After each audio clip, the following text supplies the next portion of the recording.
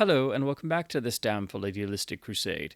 In this video, I'll be discussing the recent La La Land Records restoration and release of John Barry's classic score for The Man with the Golden Gun, which marked his return after a one-film absence to the James Bond series, and is a very important score as it marks the sort of transition in Barry's sound in terms of his style for scoring the James Bond films, and really switching more towards a string-oriented style with more somber qualities to them. And this would also turn up to an even greater degree in his next Bond score, again with a one film absence between, which would be Moonraker in 1979, which also has a crucially important new restoration and release from La La Land Records. Now, to talk a little bit about the score, I think this is by far Barry's most underrated James Bond score. It was recorded under not the greatest of circumstances. I think it's pretty well known in the fan community that it was very rushed, as the film was quite rushed. The film was trying to meet a Christmas 1974 release date for United Artists, and so Barry was not only very busy at the time when he was called upon to do the score, but he essentially had to compose and record the entire score in about 3 weeks, which of course, being in the pre-digital age, was an extraordinarily tall order, and I think that makes the score all the more remarkable for how good it is. But it's a score that has a bunch of different elements that don't necessarily always gel, and I think Barry was picking up on the film having that same problem, because I think the film very much shows that it was jumping right back into things after the successful release of Live and Let Die with the same crew, and again trying to meet a hard release date because United Artists wanted a Christmas release 1 year after the previous Bond film. And I don't think the film ever got the chance to fully finesse the two different screenplay approaches that have been taken between the original Tom Mankiewicz version, very much based on Fleming's novel of having the duel between the very hard-edged Scaramanga and Bond, and then the Richard Maybaum screenplay approach, which is what introduced the subplot of the Solex agitator dealing with the then current energy crisis. And so there's a certain push and pull that you feel, a certain schism within the film that for most has led it to be described often as one of the black sheep of the James Bond series. It's one of the films most people always have lower in their rankings, and I think the film is actually unfairly criticized a lot of times because there is a great richness there. There's also a certain degree of roughness, a certain tenacity that also turns up in the Bond performance. I think Roger Moore's performance is outstanding because it's a unique take on Bond. He almost has a sort of pissed off quality throughout the whole film, which fits the idea that Bond himself is supposed to be a hunted man by the world's greatest assassin who no one knows what they look like. In fact, I would make the argument that The Man with the Golden Gun in a number of ways is the sort of roughest, most slightly off the typical formula track Bond film entry we would get until License to Kill. So there's actually, I think, some elements that The Man with the Golden Gun is playing around with that would get formally done in 1989 with License to Kill. I don't think many people are going to make that distinction, but that's just something that's occurred to me in the many decades I've spent defending this film, because I do think it is very underrated, and it has great texture and great moments and great richness. But you do have to do a little bit of work to realize that. It's a film that very much benefits from repeat viewings, but it has a particular tone and style that very much is always going to be linked back to the fact that the production was rather rushed, and I don't think it really got as developed and finessed as it could have been. And so I think Barry's score actually manages to pick up on this, because it has absolutely beautiful, haunting moments in terms of some of the cues, but then it has cues that border more on this sort of raunchy flavor that appears in the film in some of the more wacky attempts at comedy and lowbrow humor. And so it's very much got all these elements brought together, and Barry was the first to admit that it was recorded under not the best circumstances, and that he wished he had had more time to develop the score, and especially the title song by Lulu, which I also think is quite underrated, but it very much fits the film. It's a particular style that's harkening back to the big Shirley Bassey iconic songs such as Goldfinger, but it also still has that sort of almost raunchy, very 1974 quality to it, which, again, I think it's perfect for the film. It's typically not regarded as one of people's favorite Bond themes, but I've always quite enjoyed this sort of darkly sarcastic, on the nose, knowing tone that it has, including Don Black's lyrics, which are some of the most in your face obvious of all the classic Bond themes, which again goes back to the whole process being rushed because the film was being rushed. So they didn't really have the time to make the most polished score presentation and title song that they probably would have if they'd had a little bit more time to play with. Now, as I've mentioned, the score is really the transitional John Barry Bond score. This is the first of his Bond scores that is mostly string-led. You don't have the sort of signature leading sound and feel of the low brass as is famous in Goldfinger. It's even there in Diamonds Are Forever, which is an incredibly sly score, which perfectly matches the tone of that film. I think Barry's greatest strength in his Bond scores was picking up on the tone of the actual film and then matching that musically. And for a film that has so many different themes and story ideas and so many different tonalities all sort of fighting each other with the, unfortunately, at least a little bit of a side effect of having a sort of disjointed feeling, it's a remarkable score, and then you realize it was done in only 3 weeks, and that's just mind-boggling. I think Barry actually shortchanged himself when he would talk about the score and that he wished it was better and it really wasn't his favorite of his Bond scores, because there are absolutely remarkable passages. The one that's always struck me ever since I was a little kid obsessively watching the film over and over on VHS, yes, I was that kid, is the haunting instrumental version of the title song that particularly plays when Christopher Lee Scaramanga returns to his stateroom aboard his junk and fascinatingly and rather chillingly takes his golden gun and with extraordinarily ominous tones just traces it across Andrea Anders, his mistress, played by Maud Adams.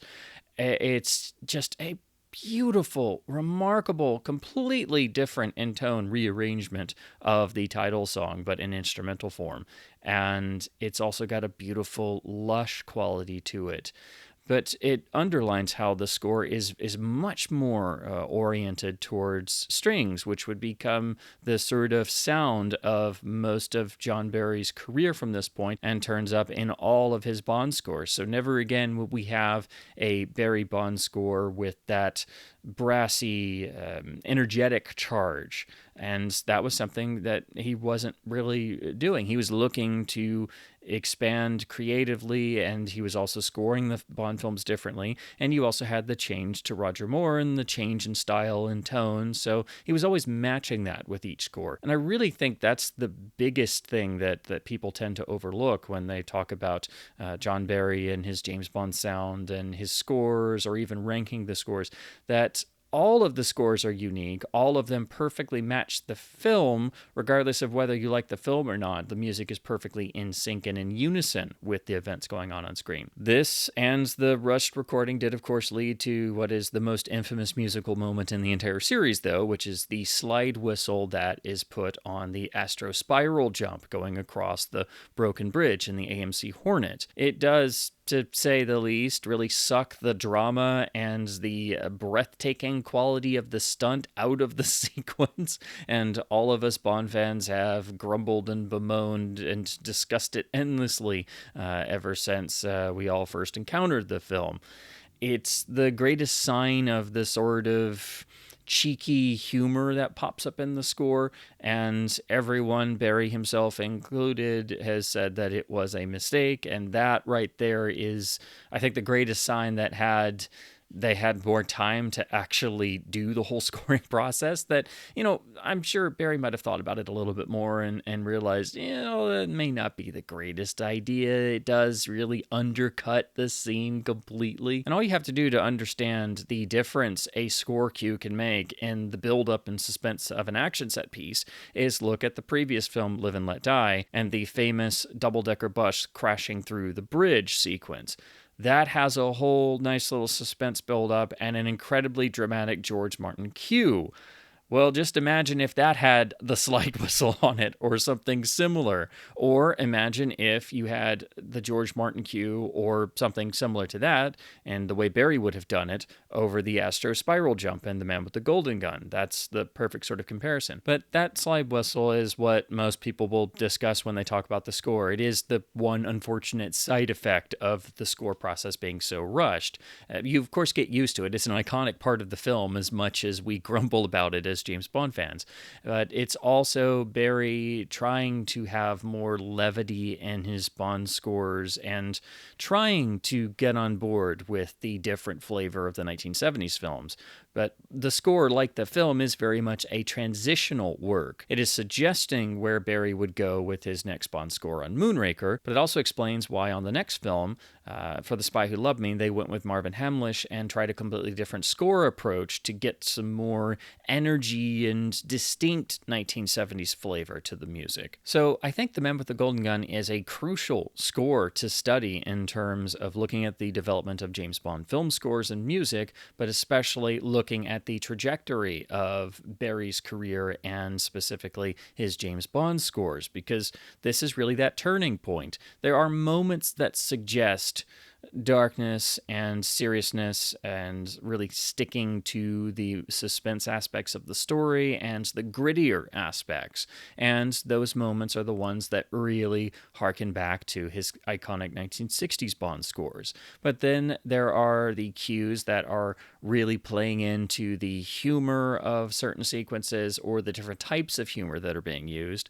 And then there is the incredible lush quality of the string-led cues, and that starts to dominate the whole score. In that sense, it's like You Only Live Twice, where Barry is trying to suggest the locale of Hong Kong and Thailand without trying to use actual source, local, or traditional music and really overdoing it. He's taking certain elements seemingly inspired by the music of the locale, trying to suggest it musically within his established James Bond musical lexicon, which is really only something he could do.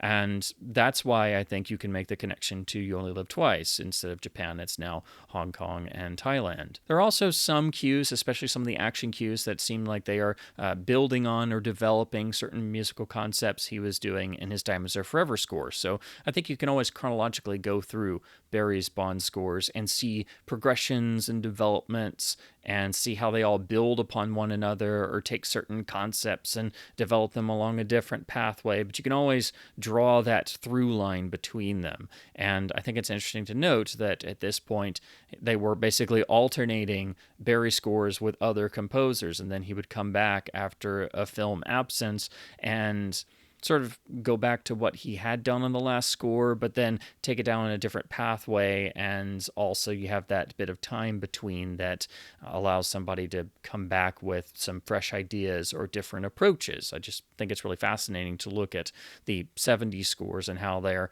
alternating like that. I do think the score is incredibly underrated. It's one of the scores that's practically burned in my brain because there are so many iconic and amazing cues. And of Barry's Bond scores, I think it's by far the most underrated and most undervalued. I think it's an absolutely fantastic score, and then doubly so when you think about the extraordinary time constraints that it was recorded and produced under. And once again, the score perfectly matches the tone of the film throughout, as varied as that can be. The score keeps up with it. The score matches it, scene for scene, beat for beat.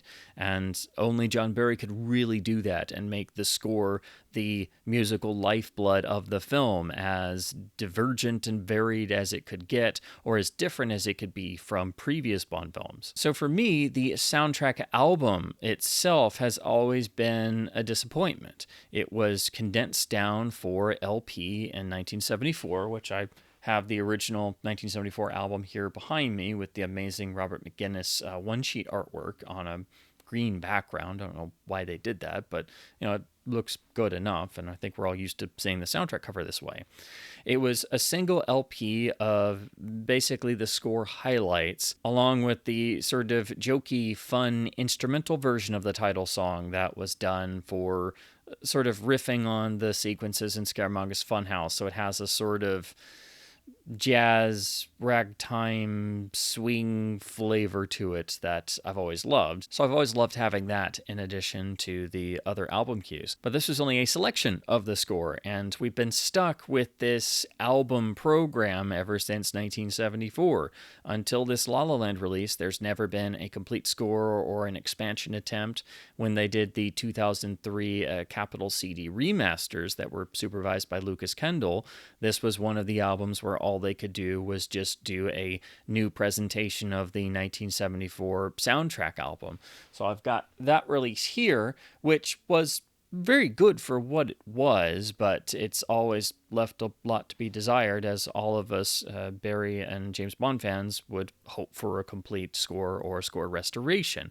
Plus, the Capitol CD has one or two things that always kind of bug me in terms of there's one track in particular that has a little tiny little noise defect at the start of one track, and so I've heard that for years, and it's bugged me every time.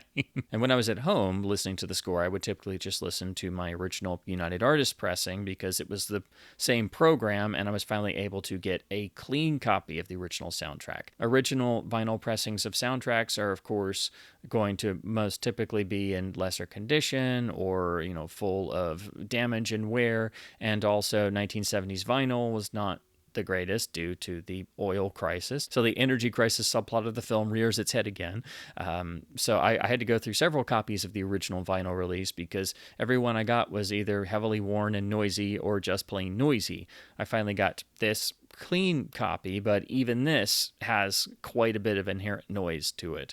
But I still actually think it actually kind of sounds better than the 2003 CD remaster, which is fine and the best digital version of the old soundtrack program. But it was a score I always wanted to see get a complete restoration, and it just wasn't looking like anybody was ever going to bother with the Bond scores until La La Land Records started being able to do one score at a time in these amazing 2 CD restoration sets. So here we have the new La La Land Records 50th anniversary restoration release of Barry's score, and rather nicely, they have made a unique custom new piece of artwork to make it, unique as the La La Land release, but this uses the complete McGuinness one-sheet poster artwork on white as it was originally, and we have nice placement of the original title and the 007 logo, and the credits for John Barry, Don Black, and Lulu's title song. There's also the really nice matching 007 limited edition in the spine that's on all of these releases, so they match. We have the matching spine with all of the credits,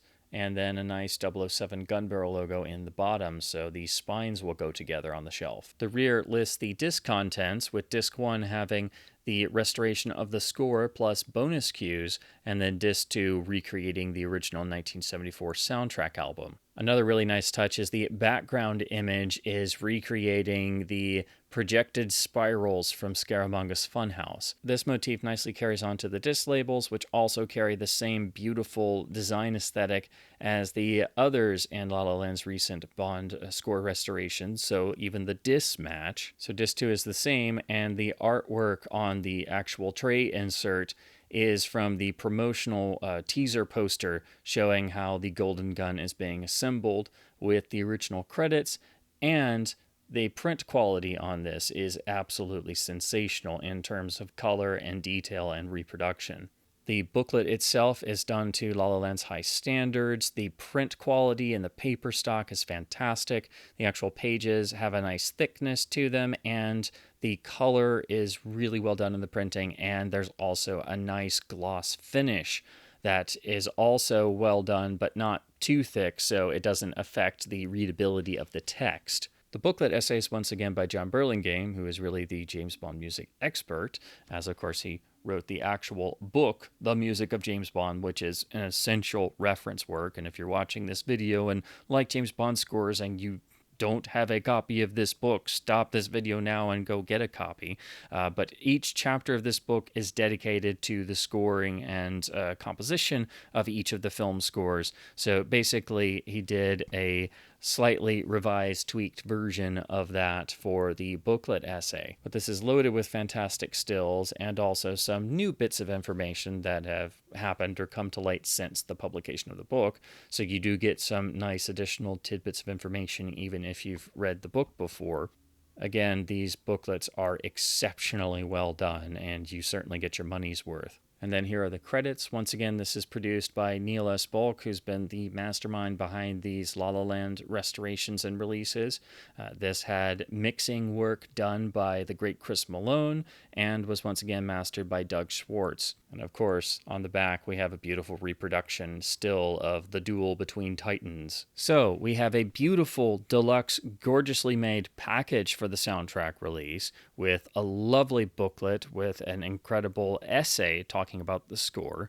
But how is the actual sound and what do you get in terms of the musical contents? Well, this is basically a complete overhaul for the score, and any issues you may have had in the past with the sound of the 1974 soundtrack album are gone. The quality difference between all the versions of the 1974 soundtrack program and the sound quality found on the new La La Land restoration and release here, they're just stunning. There are many tracks that feel like you're hearing them for the first time because the difference in clarity and fine instrumentation and fine detail is immense. And any degree of generational loss or different EQ that happened with making the original album, as good as that sounded for what it was, all that is no longer a consideration. All you have to do is listen to the new transfer and presentation of Lulu's title song and compare that to any other version, whether it be the soundtrack or one of the many James Bond theme compilations, because there are moments throughout even the title song that feel like you've never heard them before because we've just not had the clarity or detail before that is on this release. So just for sound quality alone, this is a staggering upgrade worth every penny of the purchase price. But then you have the inclusion of all the tracks we've been wanting for years. So this is, of course, essential for any James Bond fan or any John Barry fan, but it really allows you to examine Barry's work here and understand how this was such a transitional score, but also be able to bask in the minutia of all the different cues that we just simply haven't had before. The only way you could actually hear them was to just record the film mix and try to cut the music into cues and have to deal with all the dialogue and sound effects of the original mono mix.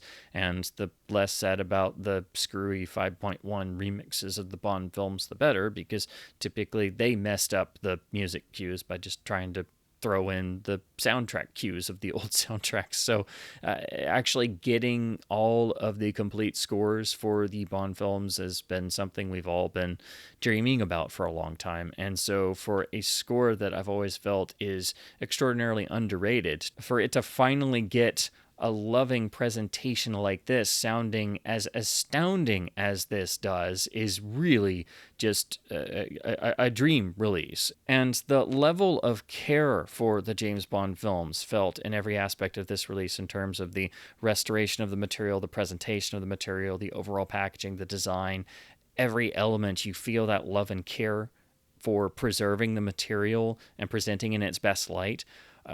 All of this wipes the floor with the way the films have been treated. The films have never been given this level of restoration care and affection for the material and presenting it in its best possible light without messing with anything or cutting corners. Once again, the La La Land soundtrack restorations and whole team behind these releases has done a better job at preserving the scores that have so needed that preservation work for decades than anybody's done with the actual films. So this is a better release than any release of the films. So disc 1 is the complete original score, concluding with the custom end title version of the title song with the rather amusing sort of fourth wall breaking custom lyrics that open it. Then we go into the additional music which is basically a couple cues for source music and also some alternate cues. So there's an additional cue for the moment with Saida, in addition to 2 additional versions of source background music for the Bottoms Up Club. Then we have a fascinating alternate take of the In Search of Scaramanga's Island cue, which is one of the highlights of the entire score. So you get to get a glimpse into Barry's working process on what is one of the best cues in the whole score. And then we even get a demo instrumental version of the title song, which again is a fascinating glimpse into the working process and development. And then, as I mentioned before, Disc 2 is a preservation of the original 1974 soundtrack program. And that might not seem important at first, but it's very important for preserving the historical appearance of the soundtrack.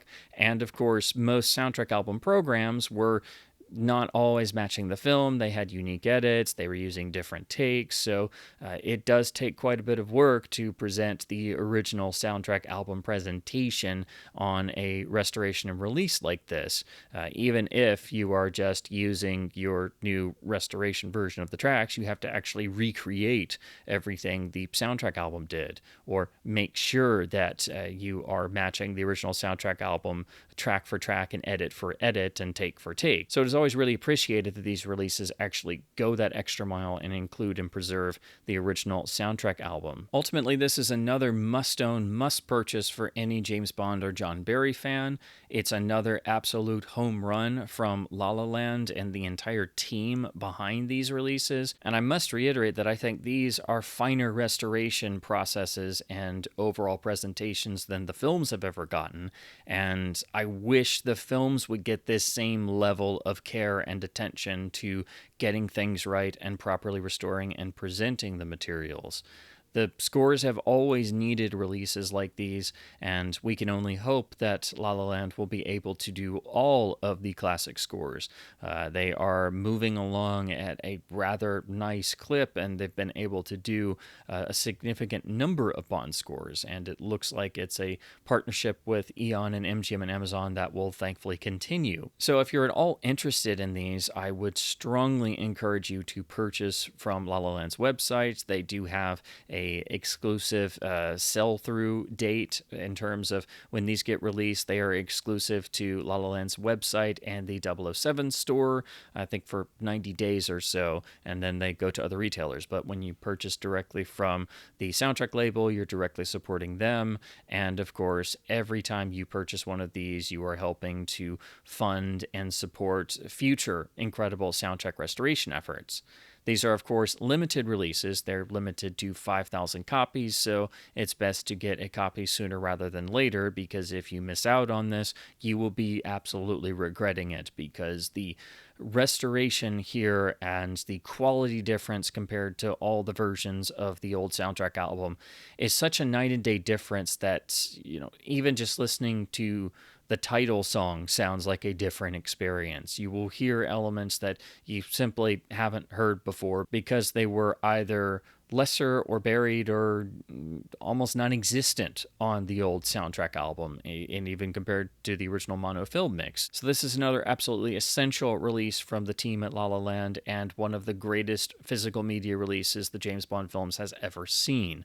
So it is absolutely worth its weight in gold and worth every penny of the purchase price. So as always, I hope my babblings about the world of James Bond and the James Bond scores has been at least somewhat fun and informative. If you've gotten the new La La Land release, I'd love to hear your thoughts in the comments below, especially about having the complete score finally and how you think it compares to the old 1974 soundtrack album. Please do keep supporting both studio releases and boutique soundtrack label releases by buying soundtracks on disc in order to help keep both physical soundtracks alive and ensure the preservation of soundtracks themselves. So definitely keep bonding, and as always, thank you ever so much for watching.